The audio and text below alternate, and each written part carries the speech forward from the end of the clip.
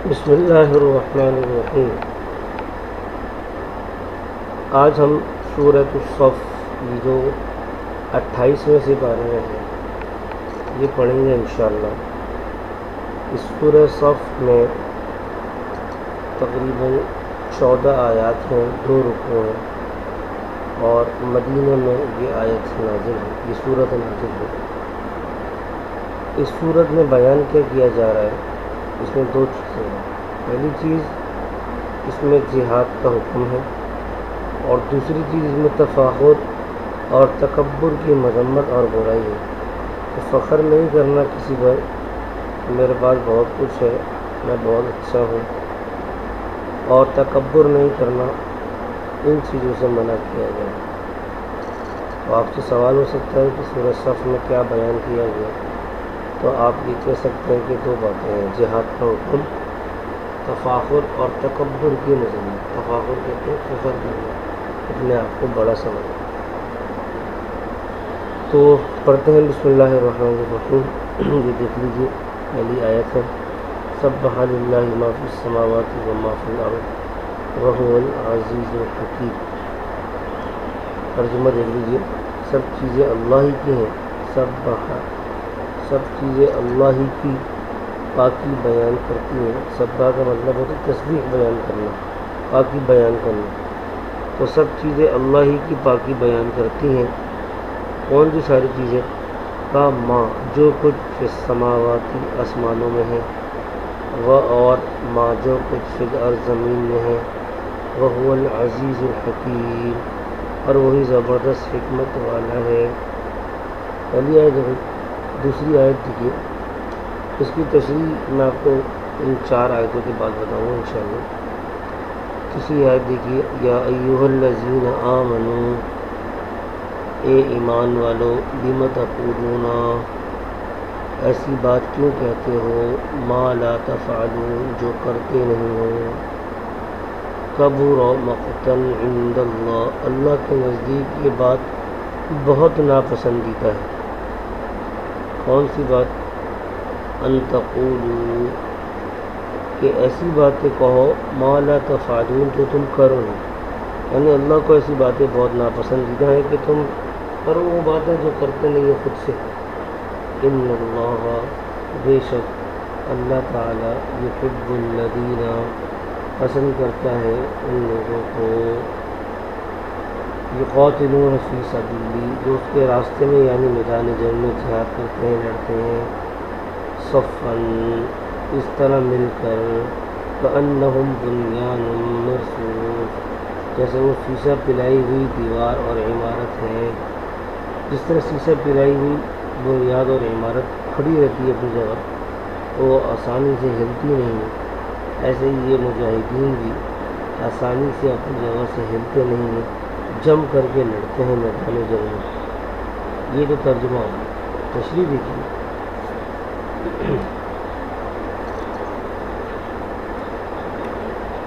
ان 4 آیتوں میں سے پہلی آیت میں اللہ کی تعریف اور عظمت بیان کی۔ یہ کیوں؟ تاکہ یہ معلوم ہو جائے کہ اب آگے جو حکم آ رہا ہے، یعنی جہاد کا حکم، وہ بڑی عظمت والے کا حکم ہے، حکم بھی عظمت والا ہے، اور حکم جو کر رہا ہے وہ بھی بڑی عظمت والا ہے۔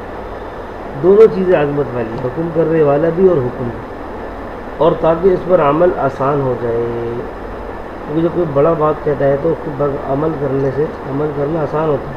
تو چھوٹا آدمی بات کہتا ہے تو بندہ بولتا ہے بھائی تمہاری بات کی کیا اہمیت؟ تو یہ بتا دیا کہ بڑے کی بات ہے، لہذا عمل کرو، اور عمل کرنا آسان ہو جائے اس سے۔ تو یہ پہلی آیت ہے۔ پھر اگلی 3 آیات میں اس حکم کو بیان کیا۔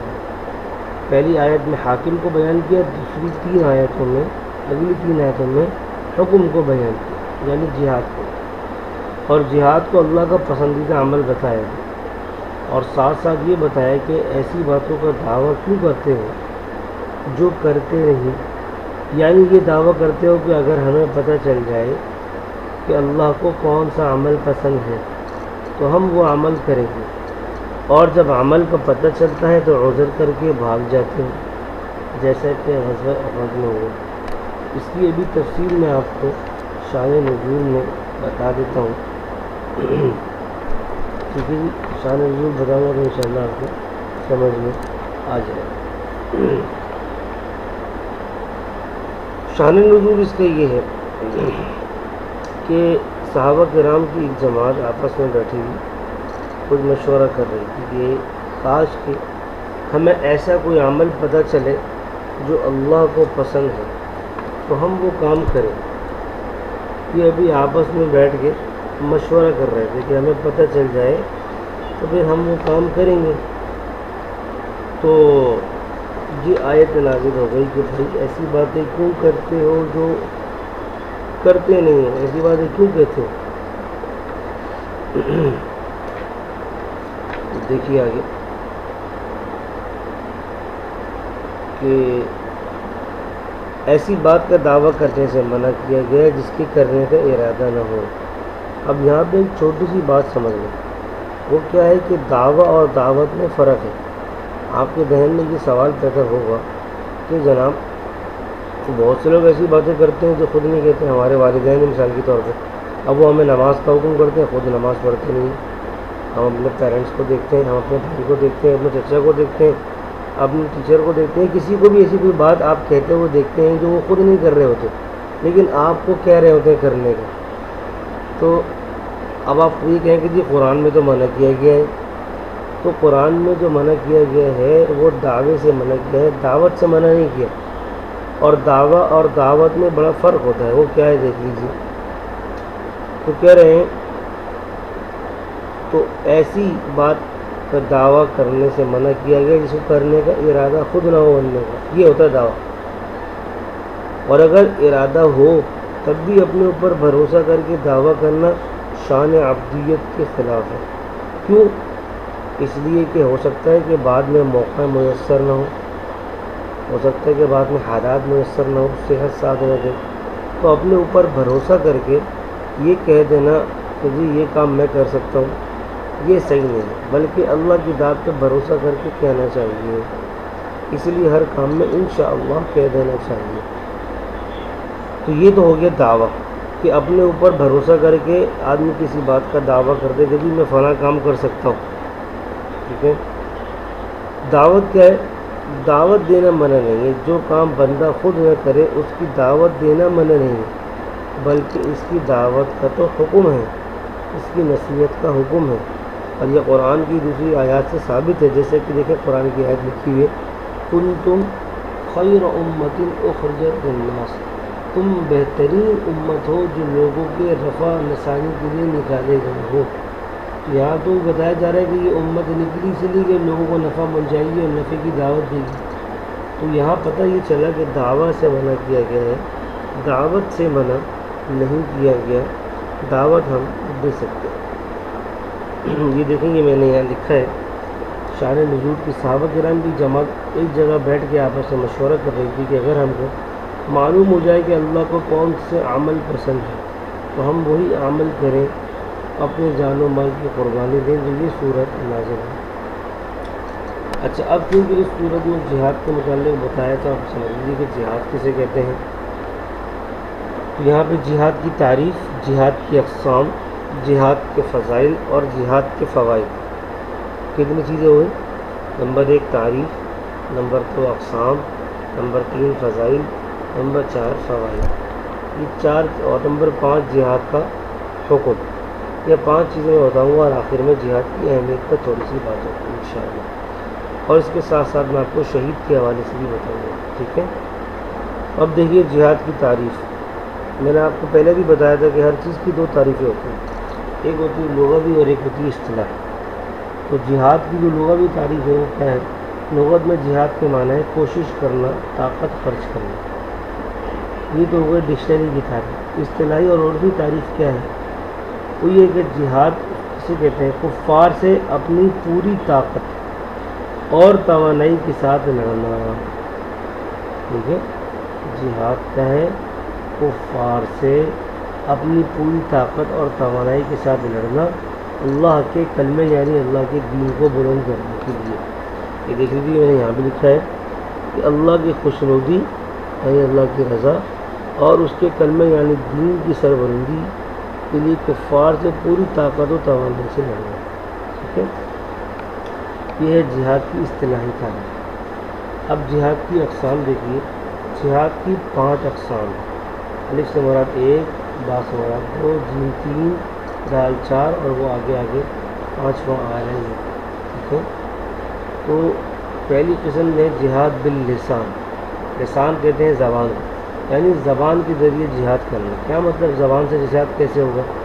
زبان سے جہاد ایسے ہوگا کہ اپنی تقاریر، اپنے لیکچر اور اشعار اور اپنے بیان وغیرہ کے ذریعے سے جہاد کرنا، یعنی ایسے اشعار پیش کرنا کہ جس سے لوگ، تو جہاد کی جو یہ پہلی قسم میں آپ کو بتا رہا ہوں، تو یہ ہے زبان کے ذریعے سے جہاد کرنا۔ ٹھیک ہے، سمجھ گئے ہوں گے آپ کہ زبان کے ذریعے کا مطلب یہ نہیں کہ جس طرح تلوار سے لڑا جاتا ہے ایسے زبان کو استعمال کریں۔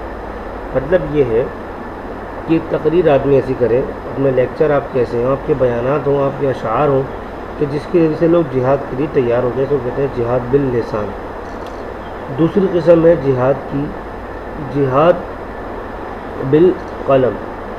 جہاد بالقلم، قلم کے ذریعے سے جہاد کرنا، یعنی کیا مطلب؟ یعنی اپنی تحریر اور جناب لٹریچر، اپنی کتابت، اپنے کالمز وغیرہ کے ذریعے جہاد میں حصہ لینا، کہ آپ اس کے لیے تقریریں لکھ رہے ہیں، تحریریں لکھ رہے ہیں، لٹریچر تقسیم کر رہے ہیں، کتاب سے لکھ رہے ہیں، کالمز وغیرہ لکھ رہے ہیں، لوگوں کو اپنی تحریر کے ذریعے تیار کر رہے ہیں، اپنے قلم کے ذریعے سے۔ اچھا جی، تیسری قسم ہے جہاد بالمال۔ اپنے مال کے ذریعے سے جہاد کرنا، یعنی کیا مطلب مال کے ذریعے؟ کہ مجاہدین کے ساتھ مالی تعاون، اپنی فوج کے ساتھ اور اپنے مجاہدین کے ساتھ مالی تعاون کرنا اور جہاد کا سامان فراہم کرنا، ان کو کھانا پینا اور دیگر ضروریات کا سامان فراہم کرنا، یہ کہلاتا ہے جہاد بالمال۔ اب چاہے تو ان کو جہاد کی چیزیں جہاد کا سامان دیا جائے، جیسے پرانے زمانے میں گھوڑا، اونٹ، تلواریں، اور آج کے زمانے میں بلیٹس اور جناب آپ کے گنے اور دیگر سامان جو ہوتا ہے وغیرہ وغیرہ وغیرہ۔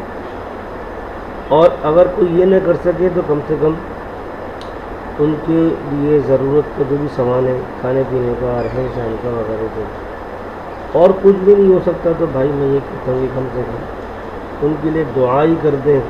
آدمی جہاد نہیں کر سکتا ان ذریعے سے، ڈرتا ہے آج کل کے دور میں کہ جو مجھے پکڑ کے نہ لے جائے، تو کم سے کم بھائی مجاہدین کے لیے دعا ہی کر سکتے ہیں، تو دعا ہی کر دیں انسان کہ اللہ ان کو کامیاب فرمائے۔ چوتھی جو قسم ہے جہاد کی وہ ہے جہاد بالسیف، یعنی تلوار کے ذریعے سے جہاد کرنا، میدان جنگ میں کفار کے ساتھ تلوار کے ذریعے۔ پہلے تلوار کے ذریعے سے تھا، اب اسلحے کے ذریعے سے ہوا، اور یہ انتہائی مشکل ترین قسم ہے جہاد کی، اور سب سے زیادہ فضیلت والی بھی یہی ہے۔ پانچویں قسم جہاد کی جہاد بالنفس، اپنی نفس کے ذریعے سے جہاد کرنا۔ کیا مطلب نفس کے ذریعے جہاد کرنا؟ نفس کے ذریعے جہاد کرنے کا مطلب یہ ہے کہ اپنی نفس کو، یعنی اپنے آپ کو، اپنے ظاہر و باطن کو گناہوں سے بچانا، برے کاموں سے بچانا، بری صفات سے بچانا، اللہ اور اس کے رسول کی ناراضی اور نافرمانی سے بچانا۔ صحیح ہے، یہ ہے جہاد بالنفس، کہ برے کاموں سے اپنے آپ کو روکنا۔ دل چاہ رہے گناہ کرنے کا لیکن نہیں کرنا، جھوٹ بولنے کا دل چاہ رہا ہے لیکن نہیں بولنا، زنا کا دل چاہ رہا ہے لیکن نہیں کرنا۔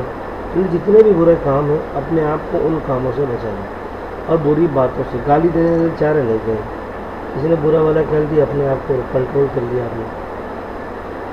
یہ ہے جہاد بالنفس۔ جہاد کی جو یہ قسم ہے یہ تمام اقسام میں بہت ہی اہمیت کی حامل ہے۔ کیوں؟ کیونکہ اس کے ذریعے اخلاص حاصل ہوتا ہے، اور جہاد کی تمام اقسام اخلاص کے بغیر بیکار ہے۔ ہر جتنی بھی اقسام ہیں سب میں اخلاص کی ضرورت ہے، لیکن اس میں سب سے زیادہ ضرورت ہوتی ہے۔ اس قسم کو جہاد اکبر بھی کہتے ہیں۔ کیوں؟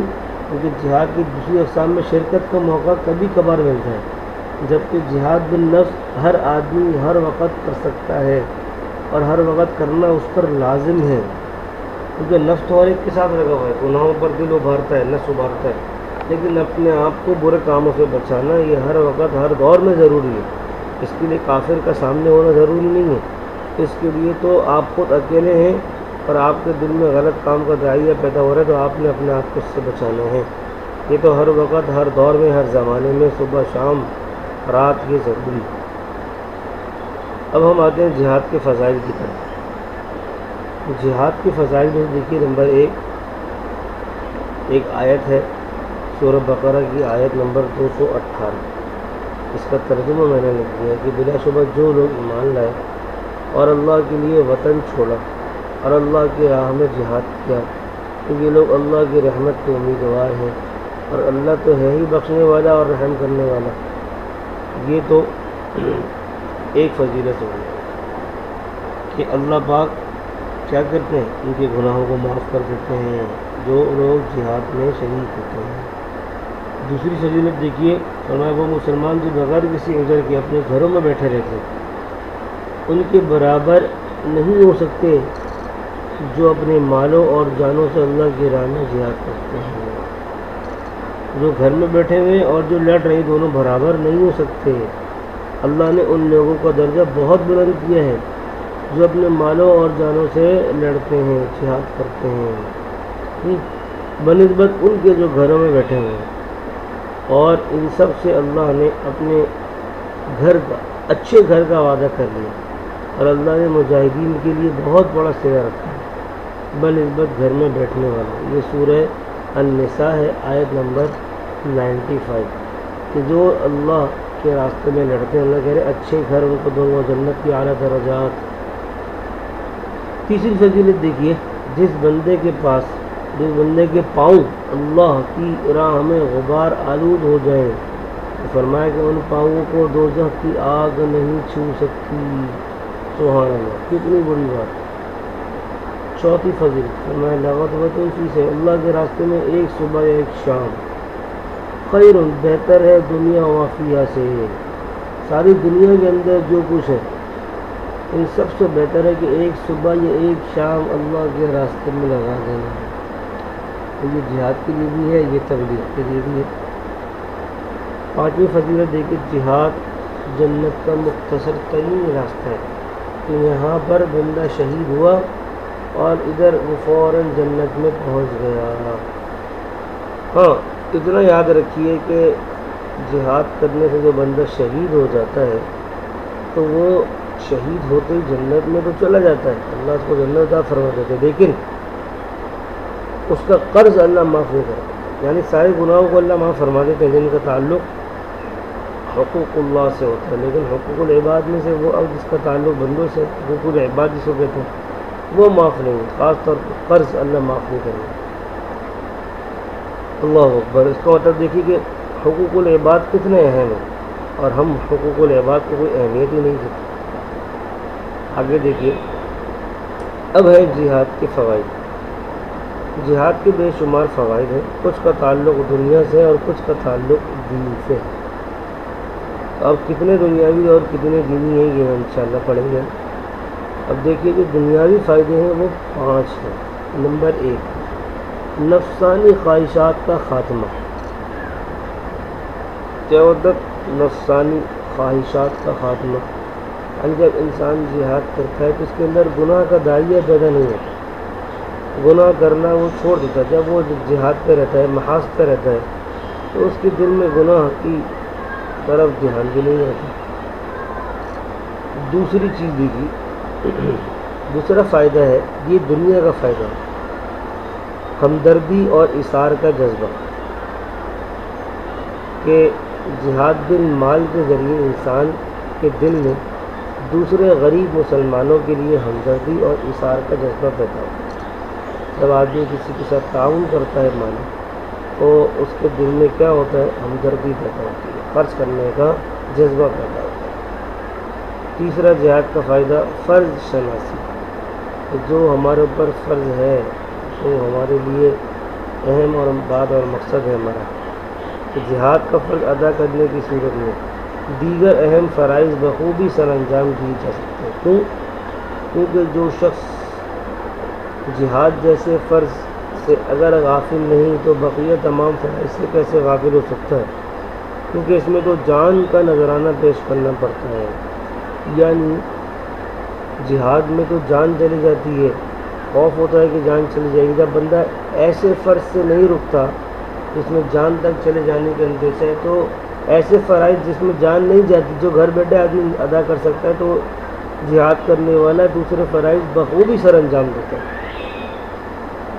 چوتھا فائدہ احساس بندگی، یعنی جہاد میں چونکہ در حقیقت کیا ہے؟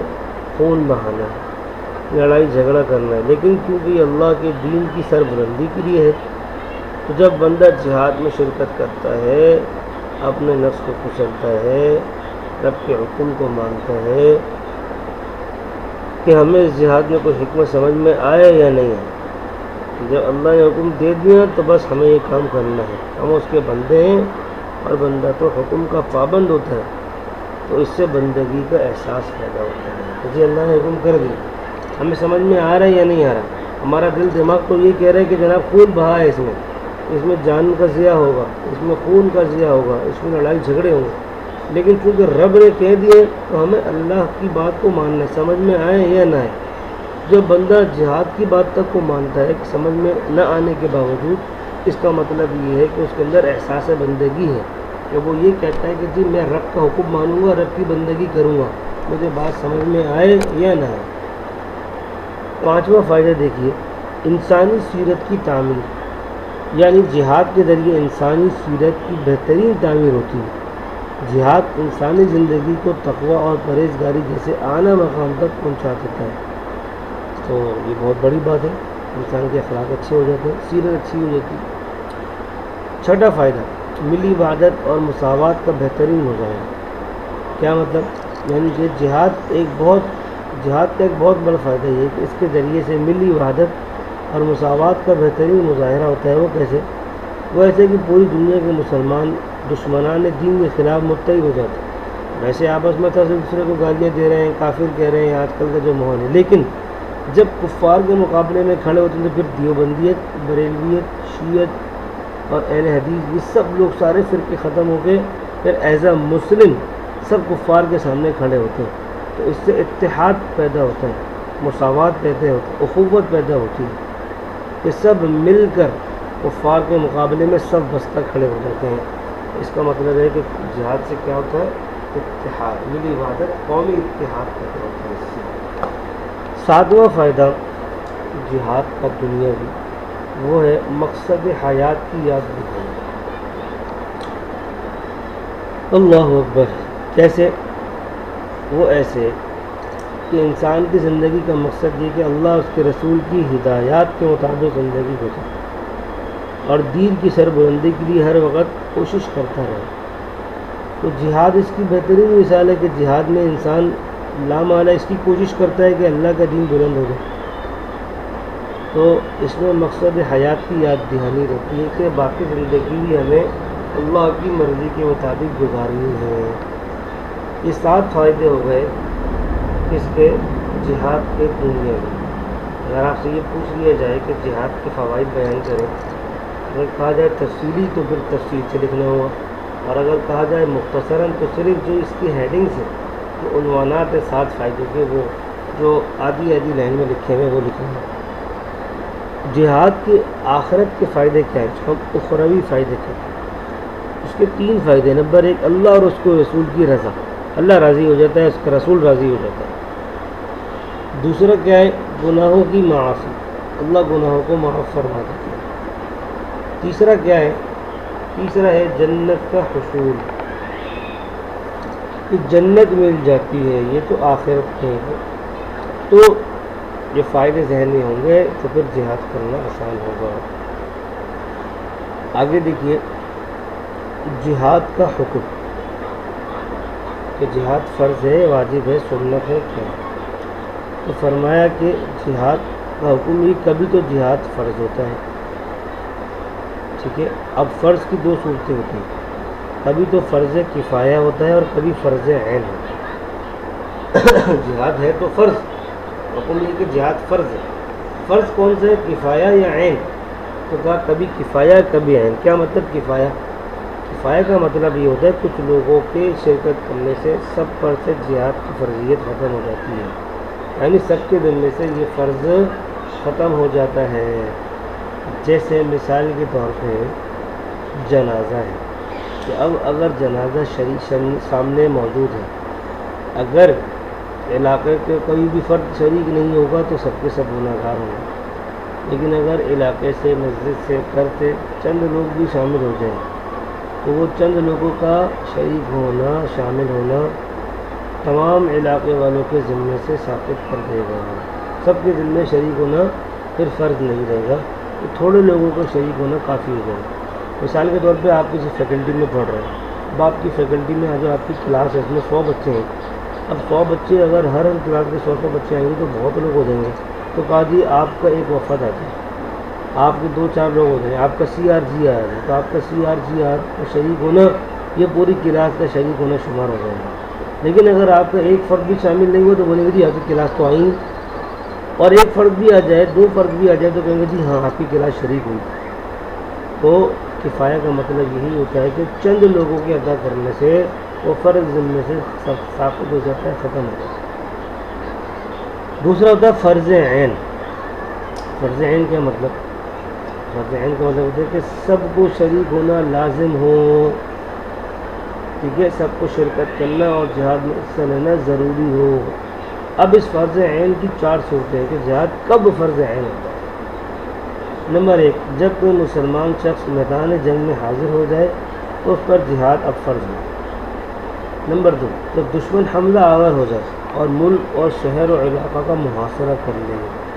اب جب دشمن حملہ آور ہو جائے پھر تو لامحالہ آپ پر جہاد فرض ہے. نمبر 3، جب امام المسلمین اور حاکم وقت اور ملک کا سربراہ عوام کو جہاد کی طرف بلائے تو اب سب پر جہاد فرض ہے. نمبر 4، جب جہاد میں اس شخص کی ضرورت ہو اور اس کے بغیر کوئی دوسرا شخص اس کی ضرورت پوری نہ کر سکے. یعنی جس بندے کی ضرورت ہے وہ جہاد میں نہیں جا رہا، اس کے بغیر کام میں نہیں ہو سکتا، تو پھر اس صورت میں جہاد اس بندے پر فرض ہے. یہ 4 صورتیں ہوئیں جہاد کی فرض عین ہیں.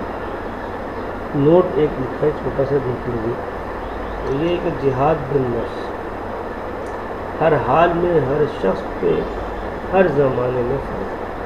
ہر حال میں ہر زمانے میں ہر شخص پر فرض ہے، یعنی اپنے آپ کو گناہوں سے بچانا. اب آگے جہاد کی اہمیت پر ایک چھوٹا سا نوٹ ہے. اگر آپ سے کہا جائے کہ جہاد کی اہمیت پر نوٹ رکھیے تو فرمایا کہ جہاد اسلام کا ایک بہت اہم فریضہ ہے. ہجرت مدینہ سے پہلے کفار کے ساتھ جہاد و قتال ممنوع تھا، یعنی منع، بلکہ اس وقت کفار کی ایذاؤں اور تکلیف پر صبر اور عفو و درگزر کا حکم تھا کہ معاف کر دیا کرو. یہ سب ہجرت مدینہ سے پہلے کی بات. پھر ہجرت مدینہ کے بعد جب جہاد کا حکم آیا تو حکم عام نہیں آیا. جہاد کا حکم تو آیا لیکن تب بھی عام نہیں تھا، بلکہ فرمایا کہ صرف ان کفار سے قتال کیا جائے جو مسلمانوں کے مقابلے پر آئیں، ہر ایک کو نہ مارے. یعنی عورتیں، بچے، بوڑھے، مذہبی مشاغل میں لگے ہوئے عبادت گزار جیسے راہب یا پادری وغیرہ، اور اپاہج اور معذور، اور وہ لوگ جو کافر تو نہیں ہیں لیکن کافروں کے پاس محنت مزدوری کرتے ہیں، ان کے ساتھ جنگ میں شریک نہیں ہوتے، تو ایسے لوگوں کو جہاد میں قتل مت کرو، ان کو قتل کرنا جائز نہیں ہے. ہاں اگر یہ افراد مسلمانوں کے مقابلے میں کفار کے ساتھ جنگ میں شریک ہوں یا ان کی مدد کریں، معاونت کریں، تو ان کو قتل کرنا جائز ہے. تو یہ جہاد کی اہمیت کہ جہاد کتنا اہم ہے. جہاد بہت اہم ہے، جہاد کی ضرورت ہے. تو جب دعوت، سب سے پہلے دعوت سمجھانا ہے پیار سے، لیکن جب اس سے کام نہ چلے تو پھر ڈھلنے کی ضرورت پڑتی ہے، جہاد کی ضرورت پڑتی ہے. اللہ اکبر کبیرہ. تو یہ ہو گیا جہاد کی بات. ہمارے کہ جہاد کے بے شمار فضائل قرآن و حدیث میں منقول ہیں، لہذا مجاہدین سے محبت اور اثار اور ہمدردی کا جذبہ ہر مسلمان کے دل میں ہونا چاہیے. ہم اگر سے جہاد میں شریک نہ ہوں لیکن کم سے کم ہم مجاہدین سے محبت ضرور کریں، مجاہدین کے ساتھ تعاون کریں، ان کو اپنی دعاؤں میں یاد رکھیں. یہاں پہ اب میں آپ کو شہید کے بارے میں بتاتا ہوں. شہید کے بارے میں یہاں لکھا ہوا نہیں ہے، لیکن میں آپ کو بتا دیتا ہوں. ٹھیک ہے، کیونکہ جو جہاد میں شریک ہوتا ہے تو یا تو وہ بچ جائے گا تو مال ملے گا، غازی بن جائے گا، یا پھر وہ شہید ہو جائے گا. تو اب شہید کسے کہتے ہیں؟ شہید کہتے ہیں، شہید کی لغوی تعریف ہے حاضر اور گواہ. تو شہید کی تعریف آپ دیکھ لیجیے کہ شہید کسے کہتے ہیں. تو لغوی تعریف ہے حاضر اور گواہ، یعنی جو موجود ہو اس کو شہید کہا جاتا ہے، جو گواہی دے اس کو شہید کہا جاتا ہے. اصطلاحی تعریف یہ ہے کہ جو شخص حق و باطل کی جنگ میں کفار کے ہاتھوں قتل ہو جائے، یا پھر کوئی مسلمان کسی مسلمان کے ہاتھوں ظلماً قتل ہو جائے. دو چیزیں ہوئیں، یا تو کوئی میدان جنگ میں کفار کے ہاتھوں قتل ہو جائے، یا پھر کوئی مسلمان کسی دوسرے مسلمان کے ہاتھوں ظلماً یعنی بغیر کسی وجہ کے قتل کر دیا جائے ظلم، اور یہ لوگ دنیاوی اشیاء سے کوئی فائدہ نہ اٹھائیں، تو یہ پھر شہید کہلائیں گے. ٹھیک ہے جی، یہ ہوگا شہید کی تعریف. اب شہید کا حکم اور شہید کی اقسام. شہید کی تعریف کے بعد شہید کا حکم یہ ہے کہ شہید کو مصنون کفن نہیں دیا جائے گا. جو مردوں کو 3 کپڑے کفن میں دیے جاتے ہیں، شہید کو یہ 3 کپڑے کفن میں نہیں دیے جائیں گے، بلکہ اس کو انہی کپڑوں میں اسی حالت میں دفن کر دیا جائے گا. تو پہلی بات کیا ہوئی کہ شہید کو مصنون کفن نہیں دیا جائے گا. نمبر 2، شہید کو اسی کپڑوں میں یعنی ایک چادر میں لپیٹ کے دفن کر دیا جائے گا. نمبر 3، شہید کو غسل نہیں دیا جائے گا. اللہ فرماتے ہیں کہ یہ اتنا پیارا اور محبوب ہے کہ اس کو کچھ کرنے کی ضرورت نہیں، بس یہ پاک صاحب ہے، تم اسی حالت میں کپڑے میں لپیٹ کے میرے پاس دیں گے. اللہ شہید کی اقسام دیکھ لیجئے. شہید کی 8 اقسام ہیں. نمبر 1، جو اللہ کے راستے میں قتل ہو جائے شہید کہلاتا ہے. ٹھیک ہے، یہ تو پکی بات ہے. نمبر 2، جو جنگ کرنے کے لیے نکلے اور راستے میں ہی اس کا انتقال ہو جائے، یعنی وہاں میدان جنگ میں پہنچے نہیں، پہنچنے سے پہلے اس کا انتقال ہو جائے. نمبر 3، پانی میں ڈوب کر کوئی مر جائے، سمندر میں ڈوب گیا، پانی میں ڈوب گیا. نمبر 4، آگ میں جل کر کوئی مر جائے، شہید کہلاتا ہے. نمبر 5، پہاڑ سے یا کسی اونچی جگہ سے گر کر کوئی مر جائے، جان بوجھ کر نہیں، غلطی سے کوئی گر کے مر گیا. نمبر 6، پیٹ کے امراض میں کوئی مر جائے، پیٹ کے جتنے بھی مرض ہیں اس پہ کسی کا انتقال ہو جاتا ہے تو وہ بھی شہید کہلاتا ہے. 7ویں قسم، کوئی طالب علم حاصل کرنے کے لیے نکلے اور راستے میں اس کا انتقال ہو جائے، یا علم حاصل کرتے ہوئے اس کا انتقال ہو جائے تو وہ بھی شہید کہلاتا ہے. نمبر 8ویں قسم، کوئی عورت بچے کی ولادت کے وقت، ڈلیوری کے وقت اگر کسی عورت کا انتقال ہو جاتا ہے تو وہ عورت شہید کہلاتی ہے. اب ایک نقطہ یہ یاد رکھیں کہ یہ 8 اقسام جو شہید کی ہیں، ان میں سے جو پہلی قسم ہے جو اللہ کے راستے میں شہید ہو جائے، اس کے لیے تو شہید کا حکم بھی لگے گا، تو اس کو مصنون کفن نہیں دیا جائے گا، غسل نہیں دیا جائے گا. لیکن جو باقی 7 اقسام ہیں وہ اقسام میں تو شہید کے ہیں کہ ان کو شہید کہا جاتا ہے حکم، لیکن ان کے لیے شہید والا حکم نہیں ہے. مطلب ان کو غسل بھی دیا جائے گا، کفن بھی مصنون دیا جائے گا، اللہ درجے میں ان کو شہادت والا مرتبہ دیں گے، لیکن دنیا کے اندر ہم ان کے ساتھ معاملہ شہیدوں والا نہیں کریں گے، یعنی ان کو غسل بھی دیا جائے گا، مصنون کفن بھی دیا جائے گا، درجے میں وہ شہید کے ہیں. یہ ہماری بات الحمدللہ سبق ختم ہے.